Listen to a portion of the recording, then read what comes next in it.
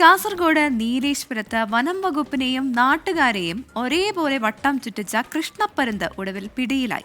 Nileshwaram SS കലാമന്ദിരത്തിന് സമീപം അലക്സാണ്ടറുടെ വീട്ടിൽ നിന്നാണ് പരുന്ത് പിടിയിലാകുന്നത്. 1.5 മാസത്തോളമായി പ്രദേശത്ത് സ്ത്രീകളും കുട്ടികളും ഉൾപ്പെടെ പരുന്തിന്റെ ആക്രമണം ഭയന്നാണ് കഴിഞ്ഞിരുന്നത്. 3 പ്രാവശ്യം കൊത്തി, പിന്നെ ഒരു പ്രാവശ്യം കയ്യിൽ, തലയിൽ, കഴുത്തിലൊക്കെ കൊത്തി. ചോര വന്നോ കൊത്തിയിട്ട്? പേടിയാണ്, പുറത്തിറങ്ങാൻ വേണ്ടിയിട്ട് മിറ്റടിക്കാൻ വരെ പേടിയാണ്. ഇത് ഏത് സമയത്ത് എങ്ങനെ വരുന്നതെന്ന് അറിയില്ലല്ലോ. 1.5 മാസമായി ഇതായിരുന്നു നാട്ടിലെ അവസ്ഥ. ആളുകൾക്ക് പുറത്തിറങ്ങാൻ ഭയം. മറ്റ് നാട്ടിൽ നിന്ന് എത്തുന്നവർ പോലും കുട ചൂടിയായിരുന്നു നടപ്പ്. ജനുവരി 26-ന് വനംവകുപ്പ് ഉദ്യോഗസ്ഥർ പരുന്തിനെ പിടികൂടി കർണാടകയിലെ കോട്ടഞ്ചേരി വനമേഖലയിൽ പറത്തിവിട്ടെങ്കിലും വീണ്ടും പരുന്ത് തിരിച്ചെത്തി. സ്ത്രീകൾക്കും കുട്ടികൾക്കും നേരെയുള്ള ആക്രമണം തുടരുമ്പോഴാണ് പരുന്ത് വലയിലാകുന്നത്. ഒരു ചെറിയ അലമാരയുടെ മുകളിൽ ഒരു മരത്തിൻ്റെ അലമാരയുണ്ട്, അവിടെ ഇരിക്കുമായിരുന്നു. അപ്പം അതിനൊരു സാധാരണഗതിയിൽ നമ്മൾ കൈകൊണ്ട് തൊട്ടാലൊന്നും പറന്നു പോകുന്നതല്ല.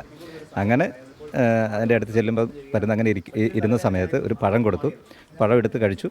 ആ സമയത്തൊരു മുണ്ട് അതിൻ്റെ മേലെ കവർ ചെയ്ത് പിടിച്ചിട്ട് ദേഹത്ത് മാന്തുവെന്നുള്ളൊരു ചെറിയ ഇതുള്ളതുകൊണ്ടാണ് മുണ്ടിട്ട് പിടിച്ചത്. എന്നിട്ട് അതിനെ ഈ ബാസ്ക്കറ്റിലേക്ക് മാറ്റുകയാണ് ചെയ്തത്. കൃഷ്ണപ്പരുന്ത് കൂട്ടിലായതോടെ എല്ലാവർക്കും ആശ്വാസം. ഞാനെപ്പോഴും മേലെല്ലാം നോക്കിയിട്ടാണ് പോലെ. ഞങ്ങൾ ഇവിടെ ഈ CS ചർച്ചിൻ്റെ അടുത്താണ് വീട്. അപ്പോൾ അതിങ്ങനെ തുറന്ന വളപ്പല്ലേ, ഒരുപാട് 1 ഏക്കർ വളപ്പാണ്. അതിൽ കൃഷി ചെയ്യുന്നുണ്ട്. അപ്പോൾ ഈ പരുന്ത അവിടെ നിന്ന് തന്നെ അധികം കളിക്കുന്നു. വനം വകുപ്പ് ഓഫീസിലേക്ക് മാറ്റിയ പരുന്തിനെ അനുമതി ലഭിച്ച ശേഷം വനമേഖലയിൽ തുറന്നുവിടാനാണ് തീരുമാനം. 24 കാസർഗോഡ്. കടുവയും പുലി ആനയും പാമ്പും ഒന്നും പോരാത്തതിനാണ് കൃഷ്ണപ്പരുന്ത്. ഇതിന് ഒരു വട്ടം പിടിച്ച് അവിടുന്ന് വേറെ എവിടെയോ കൊണ്ടുപോയി വിട്ടതാണ്. പിന്നെ ഒരുപാട് പേരെ ഇത് ആക്രമിക്കുന്നുണ്ട്. ഇപ്പോൾ വീണ്ടും ആ പ്രദേശത്ത് വന്ന് പിടിച്ചുകൊണ്ട് പോയിരിക്കുകയാണ്.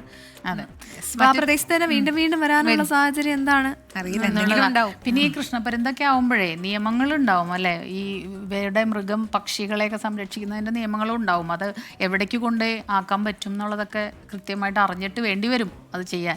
ഇനിയും മറ്റൊരു സ്ഥലത്തേക്ക് കൊണ്ടുപോയാൽ വീണ്ടും വരാനുള്ളൊരു സാധ്യതയുണ്ട്.